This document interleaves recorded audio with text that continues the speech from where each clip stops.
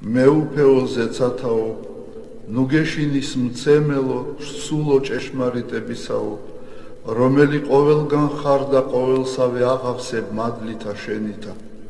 საუნჯელო კეთილთაო, მომნიჭებელო ცხოვრებისაო, მოვედ და დაემკვიდრე ჩვენ შორის და წმინდა მყვენ ჩვენ ყოვლისაგან ბიწისა და აცხოვნენ სახიერო სულნი ჩვენი.